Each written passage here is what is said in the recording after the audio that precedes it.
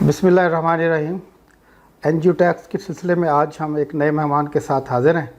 اور یہ ہمارے مہمان بہت ہی ایکسپیرینس ہمارے دوست عتیق مرزا صاحب ہیں، جن کی عمر تقریباً 30 سال سے زیادہ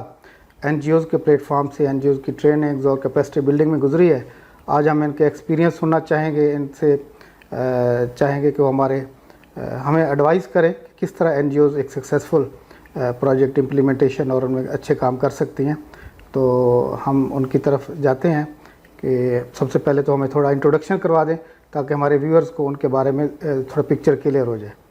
جی عتیق صاحب۔ اعوذ باللہ من الشیطان الرجیم، بسم اللہ الرحمن الرحیم۔ سب سے پہلے تو میں ظفر صاحب آپ کا شکریہ ادا کرتا ہوں کہ دا این جی او ورلڈ کے پلیٹ فارم پہ، این جی او ٹاک کے پلیٹ فارم پہ مجھے آپ نے مدعو کیا، اور ہم دونوں مل بیٹھ کے یقینی طور پہ کچھ اچھا وقت گزاریں گے اور ایک دوسرے سے سیکھنے کی کوشش کریں گے۔ میرا تعارف یہ ہے کہ نام میرا پورا عتیق الرحمان مرزا، اور تعلق میرا ضلع جہلم سے ہے، اور میں ایگریرین ہوں۔ 1982 سے میں ڈیولپمنٹ سیکٹر میں کام کر رہا ہوں، اور آغاز میں نے رورل فائنانس سے کیا۔ اس کے بعد آہستہ آہستہ میں کیپیسٹی ڈیولپمنٹ کے حوالے سے اس طرف شفٹ ہوتا گیا، اور مختلف اداروں کے ساتھ کام کیا، نیشنل لیول پہ، انٹرنیشنل لیول پہ، قومی اداروں اور این جی او سیکٹر کے حوالے سے مختلف اداروں کے ساتھ کام کیا۔ چند ایک کے نام میں لینا پسند کروں گا، جس میں زرعی ترقیاتی بینک پاکستان سے میں نے آغاز کیا، اور ایز اسسٹنٹ وائس پریزیڈنٹ میں نے وہاں سے گولڈن ہینڈ شیک لیا۔ اس کے بعد زیادہ عرصہ پھر میں نے این ایس پی کے ساتھ کام کیا۔ این ایس پی کے علاوہ پھر یو این ڈی پی کے 2 پروگرام تھے، South Asia poverty alleviation program اور devolution trust for community empowerment. اس کے علاوہ یو این کا ایک اور پروگرام تھا ایف اے او آزاد کشمیر میں، ان کی کیپیسٹی ڈیولپمنٹ کے حوالے سے میں نے 4 سال ان کے ساتھ کام کیا۔ پھر مختصر جو شارٹ ٹرم کنسلٹنسیز ہیں، فری لانس کنسلٹنٹ کے طور پہ بہت عرصہ کام کرتا رہا۔ اس کے علاوہ ایک اور جو ادارہ ہے مومنٹم پرائیویٹ لمیٹڈ، اس کو ریز کیا، بنایا، اس کو ہیڈ کیا، اور تقریباً 3 سال ان کے ساتھ کام کیا۔ اور پریزنٹلی میں دا این جی او ورلڈ کے ایک تو ڈائریکٹر جو انسٹیٹیوٹ ہے انگلوم institute of N G O leadership management, اس کا ڈائریکٹر کے طور پہ کام کر رہا ہوں۔ اس کے علاوہ سی ایس پی کے جو ایڈوائزری بورڈ ہے اس کا میں چیئرمین ہوں، اور اس کے بورڈ کا ممبر بھی ہوں۔ اس کے علاوہ مختلف اداروں کے ساتھ ایڈوائزری سروسز جو ہے وہ میں پرووائڈ کرتا ہوں، اور جب بھی جس کو ضرورت ہوتی ہے تو میں اس کے مطابق اس کو سروس جو ہے وہ دیتا ہوں۔ تو یہ میرا تعارف ہے۔ ماشاء اللہ بہت ڈائیورس ایکسپیرینس ہے سر آپ کا، اور یہ بھی آپ کی پروفائل سے پتہ چلتا ہے کہ آپ کا زیادہ جو ٹائم گزرا ہے اس میں وہ این جی اوز کی اور سٹاف کی ٹریننگز اور کیپیسٹی بلڈنگ میں۔ جنرلی آپ کس طرح کے گیپس فیل کرتے ہیں کہ ہماری جو این جی اوز کے آفیشیلز ہیں یا ورکرز ہیں مختلف لیول پہ جو کام کرتے ہیں، کس طرح کا گیپ آپ فیل کرتے ہیں یا کن ایریاز میں ان کی کیپیسٹی بلڈ کرنے کی ضرورت ہوتی ہے؟ میں سمجھتا ہوں کہ مختلف این جی او جو ہیں ان کی نیڈ جو ہے وہ مختلف ہوتی ہے، لیکن کچھ جنیرک چیزیں ہیں جو کہ مختلف زیادہ تر این جی اوز کے اندر جو ہے وہ دیکھی جاتی ہے۔ ایک تو میں سمجھتا ہوں کہ اسٹریٹجک پلاننگ جو ہے اور آپریشنل مینجمنٹ کے حوالے سے این جی او کو بہت سخت ضرورت ہوتی ہے کہ وہ اس پہ فوکس نہیں کرتے، اور بس ہے پیدرلی وہ کام جو ہے اس کا آغاز کر دیتے ہیں، اور بعد میں ان کو مسائل کا سامنا کرنا پڑتا ہے کہ وہ ان کو منزل کا ان کو پتہ نہیں ہوتا کہ کس طرف چیزوں کو لے کے جانا ہے۔ پھر دوسری چیز جو نظر آتی ہے وہ پروجیکٹ پروپوزل رائٹنگ ہے۔ یہ بہت بڑی ویکنیس ہے این جی او سیکٹر کے اندر کہ وہ پروپوزل رائٹنگ کے اندر ان کی کمزوریاں ہیں، جس کی وجہ سے ان کو جو ریکوائرڈ فنڈ ہیں یا فنڈنگ ایجنسی جو ہیں وہ ان کو سپورٹ نہیں کر رہی ہوتی۔ اس کے علاوہ یہ دیکھا گیا ہے کہ ایفیکٹو مینجمنٹ کے حوالے سے بھی کچھ سکلز کی جو ہیں وہ کمی ہوتی ہے۔ جب کسی این جی او کے پاس فنڈنگ آ جاتی ہے تو وہ کسی پروجیکٹ کو ان کو مل جاتا ہے، تو اس پروجیکٹ کو مینیج کرنا جو ہے وہ ان کے لیے مشکل ہوتا ہے، یا اس کے اندر کوئی کمی رہ جاتی ہے، یا اس کے اندر بہت ساری خامیاں رہ جاتی ہیں۔ اس کے علاوہ پھر ایک بہت بڑی کمی جو نظر آتی ہے وہ ہے ایفیکٹو کمیونیکیشن سکلز نہیں ہیں این جی او کے اندر، اور جس کی وجہ سے نہ تو وہ پراپرلی ڈونر کے ساتھ کمیونیکیٹ کر سکتے ہیں، نہ وہ انٹرنل کمیونیکیشن ان کی سٹرانگ ہوتی ہے اپنے سٹاف کے ساتھ، اپنے کولیگ کے ساتھ، پیئر گروپ کے ساتھ، اور نہ ہی ایکسٹرنل ان کی کمیونیکیشن ڈونر کے ساتھ اور کمیونٹی کے ساتھ اچھی ہوتی ہے۔ جب کمیونیکیشن اچھی نہیں ہوگی تو ڈیفینیٹلی وہ اچھی ایڈوکیسی بھی نہیں کر سکیں گے، وہ اچھی فنڈنگ بھی نہیں لے سکیں گے، ڈونر کے ساتھ ڈیل بھی نہیں کر سکیں گے۔ اس کے علاوہ پھر جو کمی محسوس ہوتی ہے وہ ہے ٹیم بلڈنگ کے حوالے سے، کہ ہر شخص دیکھا گیا ہے کہ اپنے ہی مزاج کے مطابق وہ کام کر رہا ہے، اور ایک ٹیم کی صورت میں چیزوں کو مینیج کرنا جو ہے وہ نظر نہیں آتا۔ جینڈر ایکویلٹی کے پرابلم جو ہیں وہ کچھ این جی اوز کے اندر آتے ہیں کہ کہیں وہ میل کو پروموٹ کر رہے ہوتے ہیں، کہیں فیمیل کو پروموٹ کر رہے ہوتے ہیں، ان کے درمیان جو کانفلکٹس آتے ہیں، چیزوں کو جو ایڈجسٹ کرنا ہوتا ہے وہ ایز سچ اس طرح کی ایڈجسٹمنٹ نہیں ہوتی۔ پھر کچھ کانفلکٹ بھی آ جاتے ہیں اسی ادارے کے اندر۔ اور ایک اور بہت بڑا فیکٹر جو ہمیں نظر آتا ہے جس کی کمی ہے وہ ٹائم مینجمنٹ کی کمی ہے۔ تو ٹائم مینجمنٹ کی کمی کی وجہ سے چیزوں کو پراپرلی ہینڈل نہیں کیا جاتا۔ جیسے آغاز ہم اگر کریں تو پروپوزل رائٹنگ کے حوالے سے ہے، تو دیکھا گیا ہے کہ این جی او اکثر پروپوزل رائٹنگ جو ہے وہ آخری دن کرتے ہیں۔ جب وہ پروپوزل رائٹنگ آخری دن کرتے ہیں تو ان کی پروپوزل کے اندر پھر وہ کافی کمی رہ جاتی ہے۔ اس کے علاوہ جو بھی ان کے ٹاسک ہیں، جو پروجیکٹس ہیں، وہ ایٹ 11th آور ان کو کرنے کی کوشش کرتے ہیں، اور بہت سی ایکٹیویٹی جو کہ پروجیکٹ کے شروع میں ہوتی ہیں وہ پروجیکٹ کے اینڈ میں ہو رہی ہوتی ہیں۔ نتیجتاً وہ اس کی کوالٹی کو مینیج کرنا، ڈونر کو سیٹسفائی کرنا، اور بہت سے انڈیکیٹر اگر ٹائملی وہ پورے نہیں ہوتے تو ڈیفینیٹلی پھر فرسٹریشن کریٹ ہوتی ہے ادارے کے اندر اور سٹاف کے اندر، کیونکہ وہ اس کی کمی محسوس کرتے ہیں کہ ہم نے یہ کام وقت پر نہیں کیا، نتیجتاً وہ اس کی کمی کا شکار ہوتے ہیں۔ ایک اور چیز جو میں نے نوٹ کی این جی اوز کے اندر وہ لرننگ انوائرمنٹ کی کمی ہے۔ بہت سے لوگ بہت اچھے کام کر رہے ہیں، زبردست کام کر رہے ہیں، لیکن ایز سچ اس سے وہ کچھ سبق نہیں سیکھتے، یا ان سے کوئی غلطی ہوگی، کسی کوتاہی ہوگی، کوئی کمی رہے گی کسی پروجیکٹ کے اندر، تو نیکسٹ پروجیکٹ میں وہ اس پچھلے پروجیکٹ میں جو کمی رہ گئی تھی، جو چیز وہ پوری نہیں کر سکے، اس کو وہ ایک لرننگ اپرچونٹی کے طور پہ نہیں لیتے۔ تو ایک چیز تو اس کے اندر یہ ہے۔ پھر بہت سا سٹاف جو مختلف سیکٹرز کے اندر کام کر رہا ہوتا ہے، اوورآل پروجیکٹ سائیکل کو نہیں سمجھ رہا ہوتا۔ وہ اپنی ڈیوٹی کو تو سمجھتا ہے، وہ اپنے کام کو تو سمجھتا ہے کہ میں نے کرنا کیا ہے، لیکن اس پورے پروجیکٹ کو اگر وہ لے کر آگے چلیں، پورے پروجیکٹ سائیکل کی ڈیفینیشن ان کو پتہ ہو، کون سا کام کون کر رہا ہے اور کس جگہ کر رہا ہے، تو وہ یقینی طور پر ایک بہتر کام ہو سکتا ہے۔ اس کے علاوہ میں نے یہ دیکھا کہ فائنینشیل مینجمنٹ کی بھی کمی ہے این جی اوز کے اندر، اور بہت سی این جی اوز بہت اچھا کام کر رہی ہیں، لیکن اگر ان کا فائنینشیل ریکارڈ دیکھا جائے تو ان کے پاس کچھ ڈاکومنٹ جو ہیں وہ نہیں ہوتے، جو کہ کبھی ڈونر کو چاہیے، کبھی ریگولیٹری اتھارٹی کو چاہیے، تو ایز سچ وہ فائنینشیل مینجمنٹ ان کی پور ہوتی ہے۔ اگرچہ وہ کام ان کا بہت اچھا ہے، لیکن وہ اس کے اندر ٹرانسپیرنسی نہیں ہے۔ جب وہ ٹرانسپیرنسی نہیں ہے تو باہر سے دیکھنے والے لوگ پھر این جی او کے بارے میں اچھی رائے نہیں رکھتے کہ یہ شاید جو ہے کوئی گھپلا کر رہے ہیں، کچھ گڑبڑ کر رہے ہیں۔ پھر پروجیکٹ کی مانیٹرنگ کے حوالے سے بھی دیکھا گیا ہے کہ انٹرنل مانیٹرنگ بھی بڑی ویک ہوتی ہے۔ ایکسٹرنل مانیٹرنگ تو شاید بہت کم ہوتی ہے، کچھ ڈونر ہوتے ہیں بڑے اسٹرکٹ ہوتے ہیں جو کہ اسٹرکٹ مانیٹرنگ کرتے ہیں،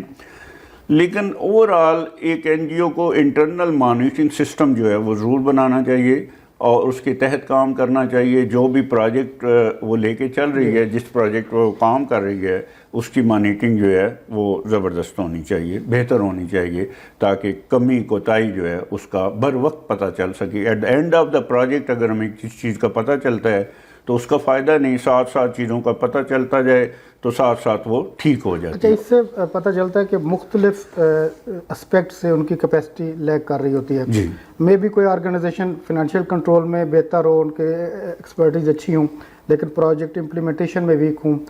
کہیں پہ ان کی اسٹاف کی جو ٹائم مینجمنٹ ہو سکتا ہے ٹھیک ہو, لیکن ان میں شاید اتنی ول نہ ہو, تو یہ مختلف گیپس آپ سمجھتے ہیں کہ ہو سکتے ہیں. اچھا, کیا میکنزم ہونا چاہیے ان گیپس کو فل کرنے کے لیے, اسپیشلی اسٹاف کی کیپیسٹی کے لیے؟ ان کو کوئی اپنا انٹرنلی کیپیسٹی بلڈنگ کا میکنزم ڈیولپ کرنا چاہیے یا آؤٹ سورس کرنا چاہیے, یا کیا اپرچونیٹیز ان کے لیے موجود ہیں؟ سب سے پہلی چیز جس طرح ہم نے کمی کے حوالے سے دیکھی تو اسٹریٹجک پلاننگ اور آپریشنل مینجمنٹ کے حوالے سے چیزیں ہیں. اگر اس وقت جب کہ آرگنائزیشن ہر 2 سال بعد اپنی اسٹریٹجی کو ریویو کرے, ہر 5 سال بعد اپنی اسٹریٹجی کو ریویو کرے, تو اس کے اندر جو بھی چیزوں کی کمی یا جو بھی گول آپ فکس کرتے ہیں کہ یہ گولز ہیں اور ہم نے اچیو کرنے ہیں نیکسٹ 5 ایئر یا نیکسٹ 2 ایئر میں, اس میں پھر آپ ان کے اندر ایکٹیویٹی ڈیزائن کرتے ہیں, پلان کرتے ہیں کہ ہم نے یہ ایکٹیویٹیز کرنی ہیں. جب آپ اسٹریٹجک پلان بناتے ہیں تو اس کے اندر ڈیفائن کر دیا جاتا ہے کہ ہمارے اس کام کے لیے, اس پروجیکٹ کے لیے, اس ادارے کے لیے یہ چیزیں جو ہیں ہمیں چاہیے ہیں, یہ ایکٹیویٹی ہم نے کرنی ہے, اور ان ایکٹیویٹی کے لیے ریسورسز کیا چاہیے. ریسورسز میں پھر آپ کا ایچ آر آ جاتا ہے, اور ایچ آر کے اندر آپ کو پتہ ہوتا ہے, اور اس کے لیے بھی یہ ضروری ہے, میں یہ سمجھتا ہوں ہر ادارہ کم از کم 2 سال بعد TNA کرے, ٹریننگ نیڈ اسیسمنٹ اپنے سٹاف کی جو ہے وہ کرے, اور اس کے اندر اس کو پتہ چلے گا کہ میں جو کام کر رہا ہوں, میرے سٹاف جو اس کے اندر انوالو ہے, اس میں کس چیز کی کمی ہے, کیا ٹریننگ کی کمی ہے, یا کوئی ایڈمن پرابلم ہے, یا کوئی ان کو ادر ریسورسز چاہیے, تو تاکہ ہم وہ ان کو مہیا کریں تاکہ پروجیکٹ سموتھلی جو ہے وہ رن کر سکے. تو TNA جو ہے میں سمجھتا ہوں ضروری ہے. اگر TNA کر لیا جائے تو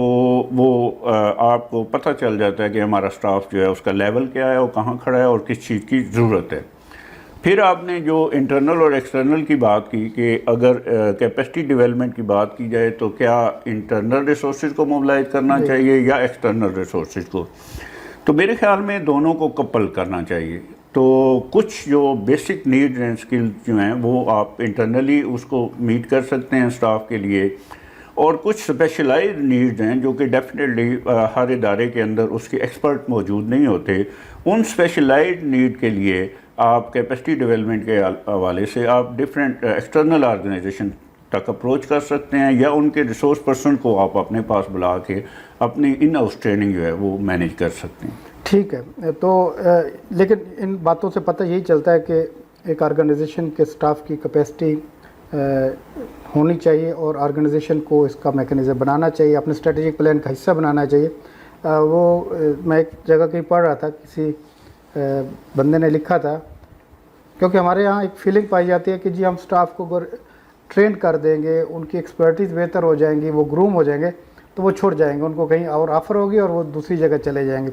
اور وہ اس ڈر سے بھی بعض ادارے جو ہیں وہ کیپیسٹی بلڈنگ پہ توجہ نہیں دیتے. لیکن وہ میں کہیں پڑھ رہا تھا, وہ کہتے ہیں کہ فرض کیا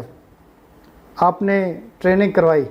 اور بندہ چھوڑ گیا, یہ ایک سچویشن ہے. لیکن دوسری صورت یہ ہے کہ آپ نے ٹریننگ نہیں کرائی, بندے اپنے سٹاف کو گروم نہیں کیا, اور وہ نہ چھوڑے, تو پھر کیا ہوگا؟ وہ آپ کے ادارے میں بیٹھا رہے گا, اس کی ٹریننگ نہیں ہے, اور آپ کے آرگنائزیشن کو, ادارے کو ڈیمیج کرتا رہے گا. تو یہ ایک کیپیسٹی بلڈنگ کا جو پہلو ہے یقیناً بہت امپورٹنٹ ہے, اور آپ نے اس پہ میرے خیال بے شمار لیکچر دیے ہوں گے. جی بالکل, آپ نے صحیح. ایک پرسیپشن ٹریننگ کے حوالے سے یہ ہے ڈیفینیٹلی, اور بہت سے ادارے, چونکہ بہت سے اداروں کے ساتھ کام کیا تو ذرا مختلف قسم کی پرسیپشن جو ہے وہ سامنے آتی ہیں. ایک پرسیپشن یہ ہے جو آپ نے بتائی ہے کہ اگر اس نے ہمارے ساتھ, ہم نے اس پہ انویسٹ کیا ان ٹرمز آف ٹریننگ, تو اس کے بعد وہ چھوڑ گیا تو ہمیں لاس ہوگا. لیکن وہ جو اس کا رسک ہے وہ بہت سیویئر ہے, جو آپ نے خود ڈیفائن کر دیا کہ اگر وہ نہیں چھوڑتا تو اٹ مینز وہ آپ کے ساتھ رہتا ہے, اور وہ کمی اس کے ساتھ رہے گی, اور اس کے کام کے اندر وہ کوالٹی نہیں آئے گی. دوسرا پرسیپشن جو کہ بڑا اسٹرانگ پرسیپشن ہے اور بڑے عرصے سے چل رہا ہے کہ ٹریننگ نیڈ سم کاسٹ, اس میں کیپٹل انویسٹمنٹ انوالو ہوتی ہے. جب پیسہ انوالو ہوتا ہے تو بہت سے ادارے یہ سمجھتے ہیں کہ ہم اس میں پیسہ کیوں خرچ کریں جب کہ ہمارا کام جو ہے وہ چل رہا ہے, لیکن ان کے کام کے اندر وہ کوالٹی نہیں ہوتی. تو میں یہ سمجھتا ہوں کہ اگر وہ یہ سمجھتے ہیں کہ یہ ٹریننگ جو ایکسپینسو ہے تو پھر وہ لیکن یہاں یہ بھی تو نا کہ ہو سکتا ہے کوالٹی کو اس طرح میئر ہی نہیں کر رہے ہوتے اپنے. یہ بھی ہے صاحب ذرا ان کی اس کا مطلب اگر اسٹاف کو ٹریننگ کروانے میں ہی ریلیکٹنٹ ہے تو ان کی یہ کیپیسٹی بھی نہیں ہوگی کہ آپ کے اپنے کام کی کوالٹی کو چیک کر سکیں, اس کو صحیح ایویلیویٹ کر سکیں کہ جو وہ ریسورسز جن چیزوں پہ لگا رہے ہیں ان سے وہ ڈیزائرڈ آؤٹ پٹ یا امپیکٹ آ رہا ہے. تو اس لیے میرے خیال میں یہ بھی ایک کیپیسٹی نہ ہونے کی ایک نشانی ہے کہ وہ جب اپنی خود کوالٹی کو اسیس نہیں کر سکتے تو اٹ مینز ان کو اس چیز کی ریئلائزیشن ہی نہیں ہوتی کہ ان کو سٹاف کی ٹریننگ کی ضرورت ہے یا اس کو وہ کوئی امپورٹنس دیتے. بہت امپورٹنٹ گفتگو چل رہی ہے جی. آپ نے ٹریننگز کروائیں بہت سارے لوگوں کو ہی, اور آپ نے اس کے علاوہ بھی آرگنائزیشن کی ٹیم کے ساتھ مل کے کام کیا ہوگا. جنرلی آپ کیا سمجھتے ہیں کہ وہ کون سی کریکٹرسٹکس ہوتی ہیں یا ہونی چاہیے جن سے ایک نان پروفٹ آرگنائزیشن جو ہے وہ ایک کامیابی سے رن کی جا سکتی ہے؟ میں جب کامیابی کی بات کرتا ہوں تو میں اس کو یوں سمجھتا ہوں کہ جو پروجیکٹ جو انیشیٹو وہ لے کے چل رہے ہیں اگر وہ ڈیزائرڈ امپیکٹ لے کے آ رہا ہے اٹ مین وہ آرگنائزیشن جو ہے وہ کامیابی سے چل رہی ہے. اگر اس نے جو گول یا آبجیکٹیو سیٹ کیے ہیں اگر وہ اچیو کر رہے ہیں ریسورسز کو ایفیشینٹ یوز کرتے ہوئے تو اٹ مینس کہ وہ کامیاب ہے. لیکن اس سارے کو اگر سمرائز کریں تو کیا وہ کریکٹرسٹکس ایک آرگنائزیشن کے ہونے چاہیے یا اس کے سٹاف میں کیا کوالٹیز ہونی چاہیے کہ وہ ایک اچھی آرگنائزیشن کہلائے, ایک کامیاب آرگنائزیشن کہلائے؟ جی, جس طرح پہلے ہم نے کیپیسٹی ڈیولپمنٹ کے حوالے سے بات کی تو اس میں سب سے پہلے پھر وہی بات آتی ہے کہ کیا اسٹریٹجک پلان ادارے نے بنایا ہوا ہے یا نہیں ہے. اگر اسٹریٹجک پلان بنایا ہوا ہے اس کو پراپرلی فالو کر رہے ہیں تو ہم اس کو کہہ سکتے ہیں کہ یہ اچھا ادارہ ہے. دوسرا یہ دیکھا گیا ہے کہ کیا وہ پروپوزل رائٹنگ کے حوالے سے کام کرتے ہیں یا جو مل گیا تو بس اس نے اسی پہ گزارا سمجھا اور ادارے کی بہتری کے لیے جو مزید ایکٹیویٹیز ہیں پروجیکٹس ہیں وہ لینے کی کوشش ہی نہیں کرتے. بہت سے ادارے اس طرح کے ہیں کہ اگر مل گیا تو ٹھیک ہے, نہیں تو بس خاموش بیٹھیں. تو اچھا ادارہ وہ ہے جو پرو ایکٹیو ہو کے کام کرتا ہے, وہ جو کمیونٹی ہے لوگوں کی نیڈ جو ہے وہ اس کو اسیس کر رہا ہوتا ہے اور اس کے مطابق اپنے ڈونر تک وہ اپروچ کرتا ہے اور ڈونر تک وہ فنڈنگ حاصل کرنے کی کوشش کرتا ہے. پھر اس کی مینجمنٹ جو ہے وہ بڑی اسٹرانگ ہے اور وہ جو بھی کام کر رہی ہے اس میں وہ ان کو کوئی ایسا کوئی بہت بڑا ایکسٹرنل یا انٹرنل تھریٹ نہیں ہے کہ فیلیور جو ہے وہ ان کا کوئی اس کی ہسٹری میں نہیں آتا. پھر اس کے علاوہ یہ ہے کہ کمیونٹی کے اندر یا ڈونر کے ساتھ ان کی گڈ ول کیا ہے, کمیونٹی کیا کہتی ہے کہ یہ ادارہ جو ہے وہ اچھا ادارہ ہے یا برا ادارہ ہے. اسی طرح ڈونر کے ساتھ بھی آپ کی ایک گڈ ول ہوتی ہے کہ نو ڈاؤٹ آپ نے پروجیکٹ سکسیسفلی کمپلیٹ کر لیا, لیکن اس کے بعد بھی ڈونر سے اگر آپ کے بارے میں پوچھا جائے, کسی اسٹیک ہولڈر سے آپ کے بارے میں پوچھا جائے تو وہ آپ کے بارے میں ایک اچھی رائے رکھے کہ یہ ادارہ اچھا ہے, اس کی مینجمنٹ اچھی ہے, اس میں کوئی ایسا کوئی بڑے کوئی مسائل یا بڑے غلطیاں جو ہیں وہ ہمیں نظر نہیں آئیں. تو اس حوالے سے اور ان کا سٹاف جو ہے اس کی ٹیم بلڈنگ جو ہے وہ بڑی اسٹرانگ ہونی چاہیے. میڈیا کے اندر جیسے گڈ ول کی بات کی ہے تو میڈیا کے اندر بھی ایک گڈ ول جو ہے وہ نظر آئے. پھر یہ میں نے دیکھا ہے اس پورے 35-40 سال کے اندر کہ ایک ادارے کی جو گڈ ول یہ پتہ چلتی ہے کہ جب آپ کا امپلائی آپ کو چھوڑ کے کسی دوسرے ادارے میں جاتا ہے تو وہ ادارہ اس کو ویلکم کرتا ہے, اچھا آپ فلاں ادارے سے آئے ہیں, کیونکہ آپ کی آلریڈی گڈ ول جو ہے وہ وہاں بن چکی ہوتی ہے.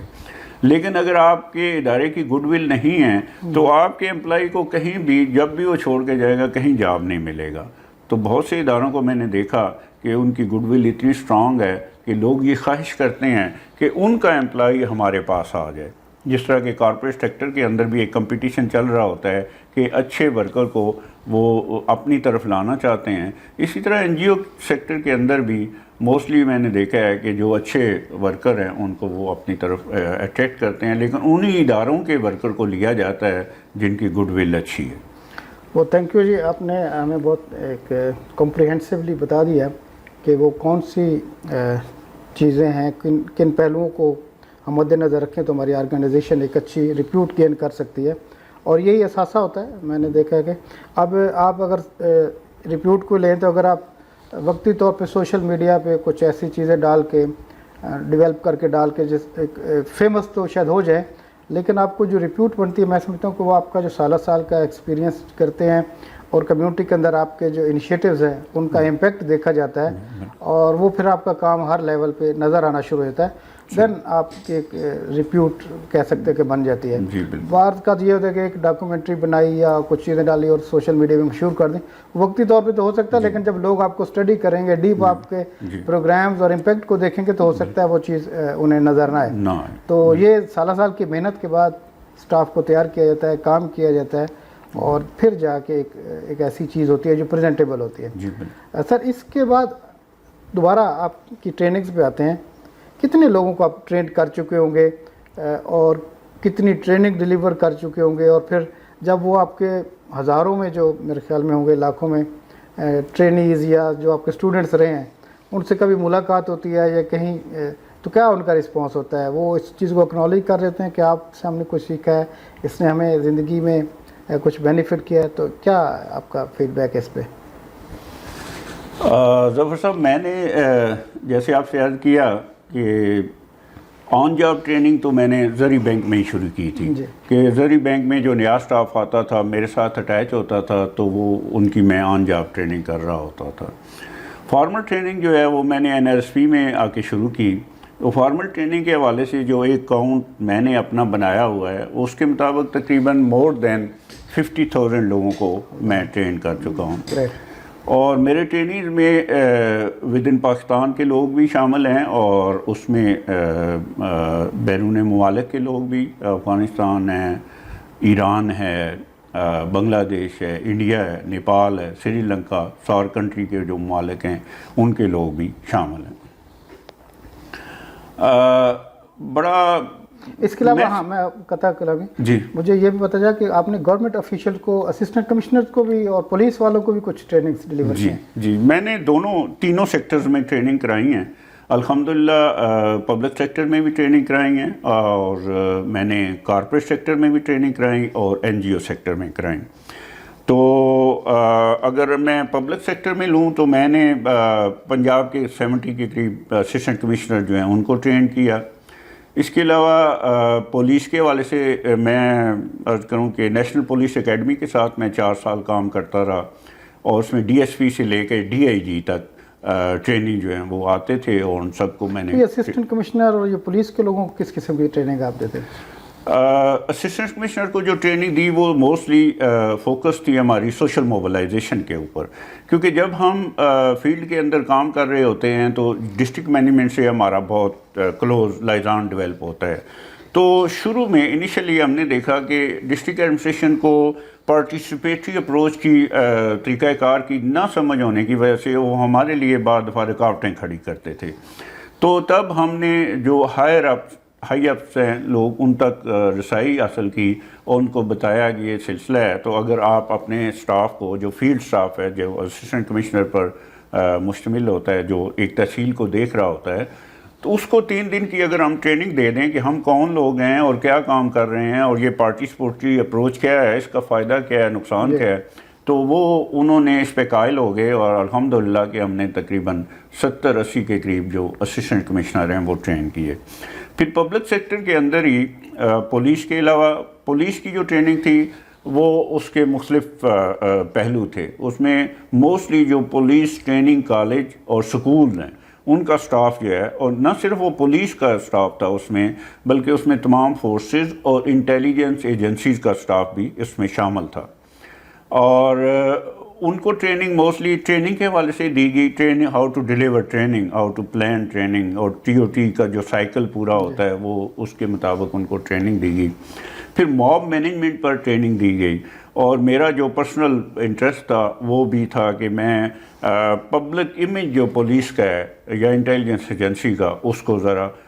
بہتر بناؤں، اس کے لیے میں نے ان پہ بڑا کام کیا during training. Other than regular topic of the training میں نے ان چیزوں کو بھی فوکس کیا کہ عوام آپ کے بارے میں کیا رائے رکھتی ہے، وہ ویڈیو بھی ان کو دکھائیں، وہ پریس کلپنگ بھی ان کو دکھائیں، اور ان کو بتایا کہ عوام آپ کے بارے میں یہ رائے رکھتی ہے، آپ اپنی ایٹیچیوڈ کو بہتر بنائیں،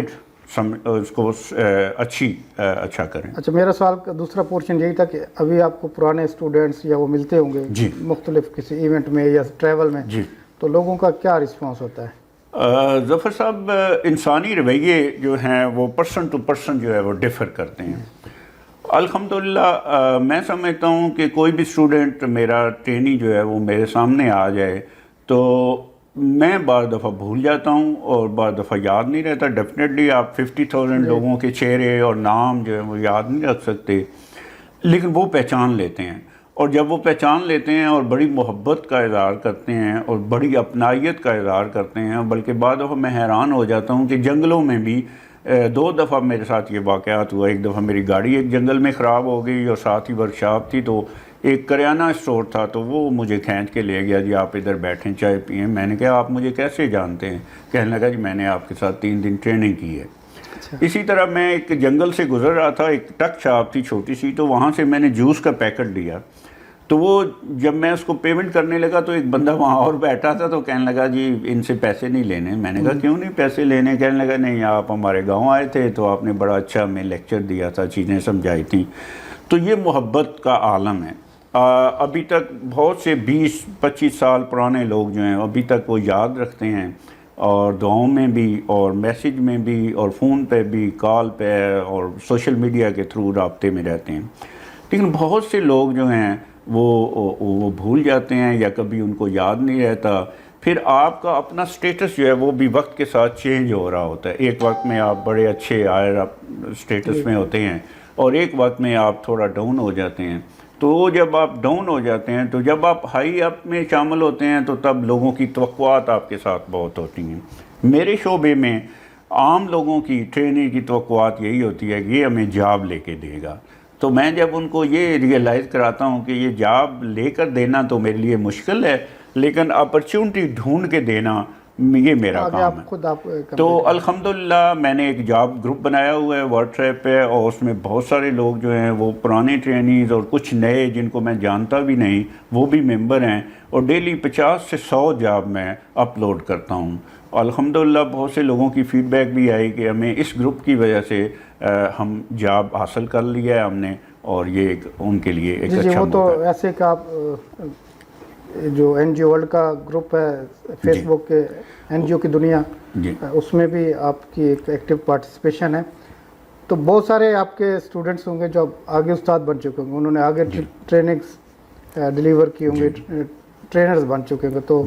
وہ کوئی کہہ رہا تھا کہ آپ ماشاءاللہ استادوں کے استاد ہو گئے ہیں. آپ کے پوتے شاگرد بھی اب ہو چکے ہوں گے جو اس فیلڈ میں ہیں. جی تو کیا سمجھتے ہیں کہ اب خاص اگر دوبارہ این جی او سیکٹر پہ آئے، جس طرح کے حالات چل رہے ہیں اس وقت اور تھوڑا سا شرنک ہوا ہے انڈر پریشر ہے، جو لوگ کافی عرصے سے سیٹل تھے، جابز کر رہے تھے، ان کی جابز ختم ہوئی ہیں، تو این جی او سیکٹر کو ریوائیو کرنے کے لیے آپ کیا ایڈوائز کر سکتے ہیں اس وقت، کیا کہنا چاہیں گے؟ میرے خیال میں یہ جو پچھلے چند سالوں سے گورنمنٹ کے ساتھ یہ سلسلہ چل رہا ہے این جی او کا، اور اس میں کچھ این جی او کو ریگولرائز کرنے کی کوشش کی جا رہی ہے. تو ریگولیٹری اتھارٹی کا میں یہ سمجھتا ہوں کہ ایک اچھا سٹیپ ہے کہ این جی او کو ریگولرائز کیا جائے، ان کی ایکٹیویٹی کو ریگولرائز کیا جائے. کیونکہ دیکھا یہ گیا ہے کہ کچھ این جی او جو تھیں وہ ڈیفینیٹلی ملک کے حالات کے حوالے سے، ملکی نظریات کے خلاف جو ہے وہ کام کر رہی تھی. لیکن اس میں مسئلہ یہ پیدا ہوا کہ جو بہت ساری اچھی این جی او تھیں ان کے کام میں بھی رکاوٹ پیش آئی. لیکن الحمدللہ کہ بہت سی این جی او جب ای اے ڈی سے رجسٹرڈ ہو گئیں، تو اب جب انہوں نے ایم او یو کر لیا ہے تو اب ان کے راستے میں کوئی رکاوٹ نہیں. تو ریگولیشن ہونا یا ریگولیٹری اتھارٹی کا کنٹرول کرنا یہ بری بات نہیں، لیکن اس کی وجہ سے ڈیفینیٹلی این جی او کے اندر کرائسس آئے، ڈونر بددل ہوا، اور بہت سے ڈونر جو ہیں پاکستان کو چھوڑ گئے، پاکستان کے ساتھ اب کام نہیں کر رہے. تو اس سے نتیجتاً این جی او کو مالی مشکلات کا سامنا کرنا پڑا، بہت سے این جی او ورکر کو لے آف کرنا پڑا، اور بہت سے این جی او ورکر کو میں پرسنلی جانتا ہوں کہ اب وہ جاب کرنا چھوڑ گئے ہیں اور وہ مختلف کاروبار میں یا ڈیفرنٹ سیکٹر میں جاب کی تلاش میں چلے گئے، یا اپنا کوئی چھوٹا موٹا کاروبار جو ہے وہ شروع کر لیں. تو یہ ایک بہت بڑی مشکل ہے این جی او سیکٹر کے حوالے سے. لیکن یہ بھی دیکھا گیا ہے کہ بہت سا سٹاف جو لے آف ہوا ہے ان کے اندر کسی نہ کسی چیز کی کمی تھی. جو کمپیٹنٹ سٹاف تھا ان کو این جی او نے لے آف نہیں کیا، وہ ابھی تک ریٹین رکھا ہوا ہے اور مختلف چھوٹے بڑے پروجیکٹ میں ان کو انوالو کیا جاتا ہے، پھر کنسلٹنسی سروس کے تھرو ان کو انوالو کر لیا جاتا ہے۔ ایسی صورت میں کیا این جی اوز کو پھر یہ جو مشکل حالات میں سروائیو کرنے کے لیے یا اپنی آپ کو کیسے ریسٹرکچر کرے کہ ان کا نظام چلتا رہے؟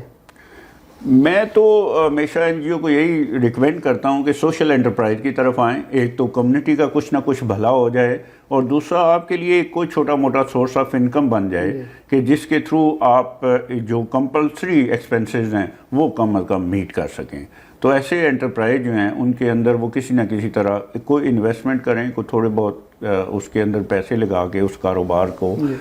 چلائیں۔ لیکن ریگولیٹری اتھارٹی کے حوالے سے اور ڈونر کے حوالے سے میری یہ ہمیشہ ریزرویشن رہی ہیں، یہ دونوں سیکٹر جو ہیں وہ ویک ہیں، ان کے اندر اپنی کیپیسٹی نہیں ہے کہ این جی او کو مانیٹر کر سکیں۔ ریگولیٹری اتھارٹی نے این جی او کو رجسٹر کیا، اس کے بعد وہ بھول گئے یہ این جی او کہاں جا رہی ہے اور کیا کر رہی ہے۔ اس این جی او نے اپنی مرضی سے کام کیا، اچھا کیا برا کیا، ریگولیٹری اتھارٹی کو اس سے کوئی کنسرن نہیں ہے۔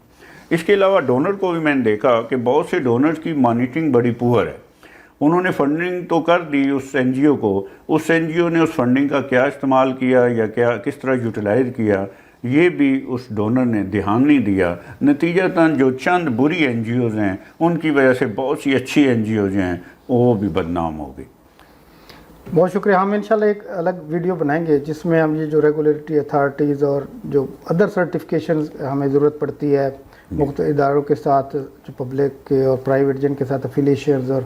مختلف معاملات پہ ہمیں گزرنا پڑتا ہے، اس پہ ہم ایک ڈیٹیل سے الگ ڈسکشن کریں گے انشاءاللہ۔ اور آپ نے آخری جو بات کی کہ سوشل انٹرپرائزز کی مین این جی اوز کو اپنی کوئی سیلف سسٹینیبلٹی کا کوئی ایسا ماڈل ہو یا ایسے ماڈل کریٹ کر لیے جائیں کہ وہ سیلف ہیلپ پہ چلتے جائیں، اپنے ریسورسز جنریٹ کرے اور ان کا امپیکٹ جو آتا رہے۔ سارے پروگرام جو ہے وہ ڈونر فنڈڈ یا اس کے لیے ڈونر کے مرہون منت نہیں ہونے چاہیے۔ کچھ پروگرام ایسے بھی ہوں کور پروگرام جو کبھی ڈونر نہ بھی ہو تو ایٹ لیسٹ وہ آٹو پہ چل رہے ہوں اور اس سے بینیفیشریز کو بینیفٹ ہو رہا ہے۔ بہت شکریہ عتیق صاحب، ہم نے آپ سے نشست کی، آپ کے ایکسپیرینس سے فائدہ اٹھایا، ہمارے جو ویورز ہیں انہیں بھی بہت فائدہ ہوا ہوگا، بہت سارے تو آپ کے شاگرد بھی سن رہے ہوں گے، ان کا فیڈ بیک بھی آئے گا، اور اس کے علاوہ جو نئے دوست سنیں گے ہم چاہیں گے کہ وہ اپنا فیڈ بیک دیں کمنٹس میں، یا جو واٹس ایپ نمبر آ رہا ہوگا اسکرین پہ یا ای میل آئی ڈی اس پہ بھی اپنا فیڈ بیک دے سکتے ہیں، اور ایون یہ بھی کر سکتے ہیں کہ کوئی ایسا ٹاپک یا ایسا اسپیکٹ جس پہ آپ سمجھتے ہیں کہ این جی او کے حوالے سے بات ہونی چاہیے تو ہم اس میں عتیق صاحب کو بھی رحمت دے سکتے ہیں، ادر جو ہمارے دوست ایکسپرٹ ہیں ان کو بلا کے بھی ہم ان کے ویوز یہاں پہ شامل کر سکتے ہیں۔ تو این جی او ٹاکس کا یہ سلسلہ انشاءاللہ جاری رہے گا آپ کے فیڈ بیک کے ساتھ، آپ کے کمنٹس کے ساتھ۔ بہت شکریہ عتیق صاحب، ونس اگین یہ بہت یوزفل سیشن رہا، آپ نے ٹائم دیا، تھینک یو ویری مچ۔ بہت شکریہ، تھینک یو۔